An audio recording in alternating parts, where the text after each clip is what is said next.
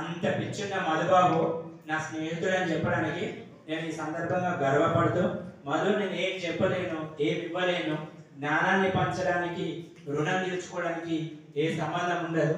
So thank you మా ఆహ్వానాన్ని మన్నించి ఇక్కడికి వచ్చి. సో ఈ కార్యక్రమాన్ని ఉద్దేశించి పెద్ద మేడం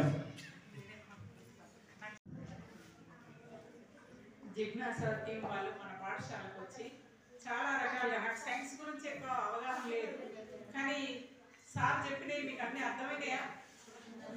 ఎందుకంటే మీకోసమేనా మేము ఇది తీసుకొచ్చింది. సార్ చాలా బాగా చూపించారు మీకు అన్ని సైన్స్ గురించి, ఫిజికల్ సైన్స్ గురించే కదా, అన్ని ప్రయోగాత్మకంగా చూపించారు. దీన్ని చూసి మీరు ఏమైనా మారతారనే ఆశనే మీ దగ్గరికి మేము రకరకాల వాళ్ళని తీసుకొస్తున్నాం. ఎందుకోసం? మీకోసమే. ఎవరైనా మారి మంచి మార్కులతో పాస్ అయిన తర్వాత భవిష్యత్తులో మంచి స్థితిలో ఉంటారనే ఆశతోనే మేము ఇవన్నీ చేస్తున్నాం. చాలా బాగుంది ప్రోగ్రామ్ సార్, మధుబాబు సార్ వాళ్ళ టీం అంతా చేసిన ప్రోగ్రామ్ నాకైతే చాలా బాగా నచ్చింది. నేను కొన్ని చూడలేదు, అప్పుడు బయటికి వెళ్ళాను, కానీ మేడం చెప్తున్నారు చాలా బాగుంది మేడం అని. నేను అప్పుడు లేను అని ఇప్పుడు బాధపడుతున్నాను. మీకు అందరు హ్యాపీనా? ఏమైనా మారుతారా ఎప్పుడైనా?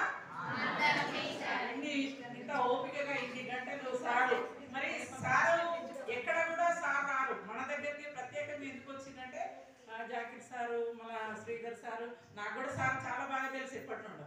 అందుకోసమే స్పెషల్గా మన కోసమే సార్ వచ్చి ఇంత మంచిగా మీకు అన్ని వివరించినందుకు మన స్కూల్ తరఫున, మన సిబ్బంది తరఫున, అందరి తరఫున నేను సార్ థ్యాంక్ యూ.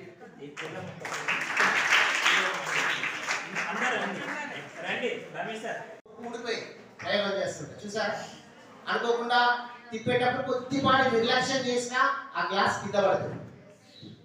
బట్ ఇంకా చాలా అద్భుతమైనవి ఉంటాయి. బట్ ఇవన్నీ ఎట్లా వస్తాయంటే సమయాన్ని సద్వినియోగపరచుకుంటారు. సమయం వచ్చింది కదా, ఆ టైంలో ఒక సండే వచ్చిందంటే ఒక్కసారి పుస్తకం తెరిచి చూస్తే చాలా ప్రయోగాలు ఉంటాయి. వార్తల మీద వెళ్ళేటప్పుడు నునుపుతలానికి వార్తలలో గరుగుతలానికి తేడా అని చెప్పేటప్పుడు ఒక ప్రయోగం ఉంది రైతులో. సో ఏదైనా చేస్తే తెలుస్తుంది, చెయ్యకుండా ఇమాజినరీ చేయకండి. సైన్స్ అనేదాన్ని ఉత్త గుడ్డిగా నమ్మకండి.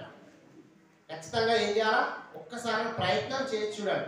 మీ చేతుల్లో ఏదైనా ప్రయోగం చేయదగ్గది ఉన్నది, ఇంట్లో దొరుకుతుంది, బజార్లో దొరుకుతుంది అంటే ఇట్లా ఖర్చు తక్కువ అయితే స్వతహాగా తయారు చేయండి. ఆ తయారు చేయడం అలవాటు అయింది అనుకోండి, ఖచ్చితంగా మీరు మంచి ఆవిష్కర్తలు అవుతారు, మంచి ఇన్నోవేటర్స్ అవుతారు. ఇంట్లో కావాల్సిన వస్తువులు మీరే తయారు చేయగలుగుతారు. సో ఎవరైతే ఇక్కడ స్టూడెంట్స్ ఉన్నారో మా సెషన్, ప్లీజ్ ఎక్కడ ఎలాంటివి విన్నా కానీ చూసినా కానీ దాన్ని చేసే ప్రయత్నం చేయండి. దాని నిజమైన అనుభూతిని పొందండి.